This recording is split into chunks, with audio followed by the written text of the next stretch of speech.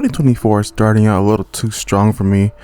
I'm ready to go back to 2023, or hell, take me back 10 years ago. I mean, I'm not getting sad. I mean, I am sad,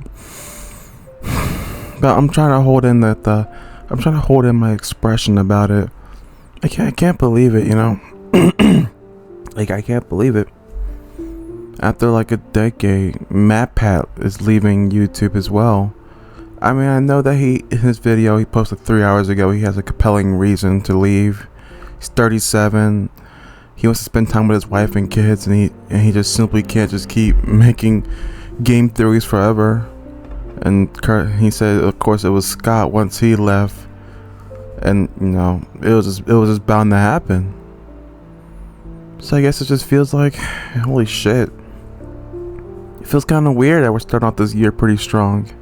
You know, like a week ago before, that Cyber Channel Dan, he left, and he ended his fucking channel with a fucking FNAF joke. He left with a FNAF joke, and because he wanted to be a writer and stuff like that.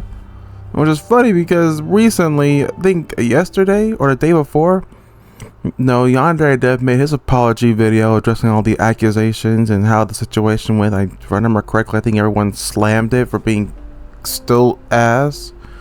But I know some people were generally just like, it's okay, Yandere Dev, it is what it is. You know, go back to making your game.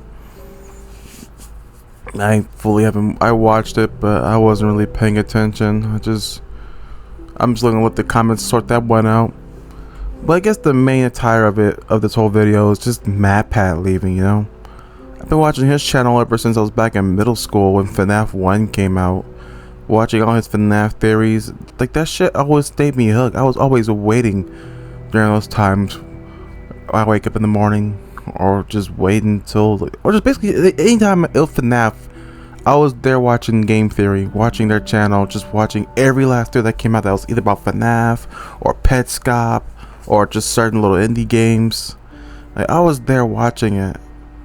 I was there watching it when my ex dumped me, and I was still watching the Doki Doki Literature Club, you know, theories.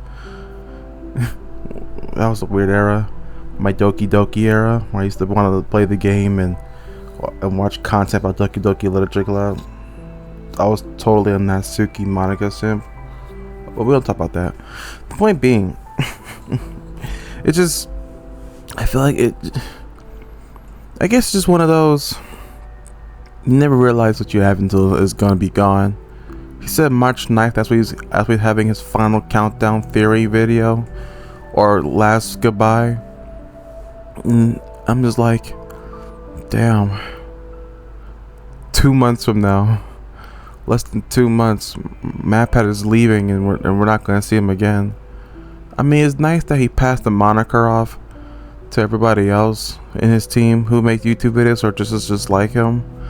But it feels like I lost a piece of myself. It's like Rooster Teeth when they got rid of all the Ruby and Red vs. Blue videos off YouTube, so they could put on their fucking website, even though no one watches that shit on their website. It felt like I lost a piece of myself, you know.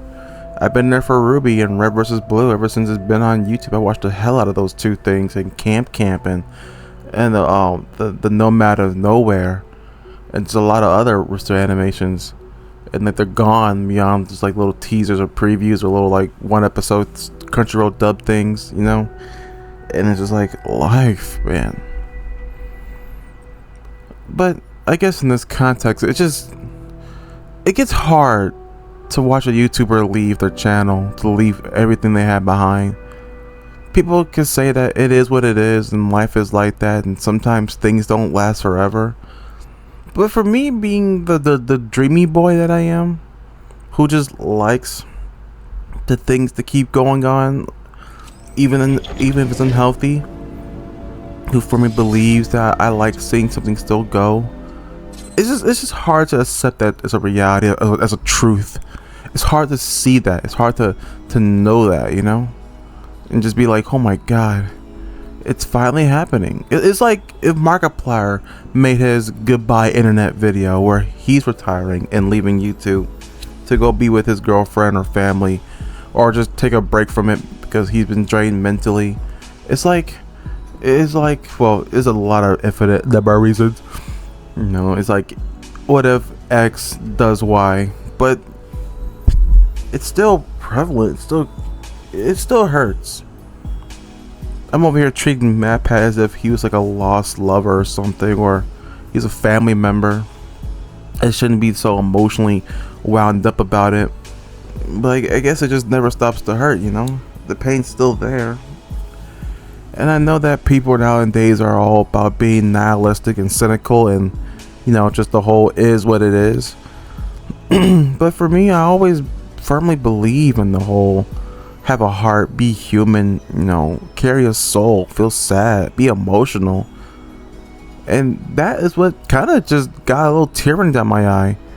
Well, that and last night I watched the movie Her about a man who was who was having a companionship with his AI, but it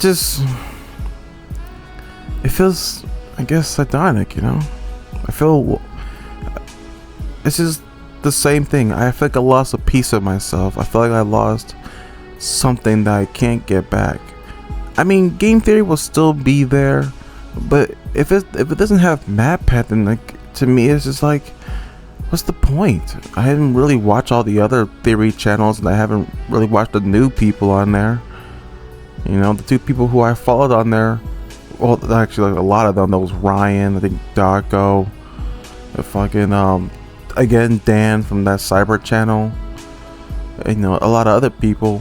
But MatPat was like my bread and butter, my juice, you know? He was there. So it just feels kind of weird that he's just gonna be gone now. But I guess that's gonna be it for today. Just something small and simple, and just talking about MatPat leaving his channel. But I'll see you next time. I've been in love with Hustle the most, and until then, I bid you adieu.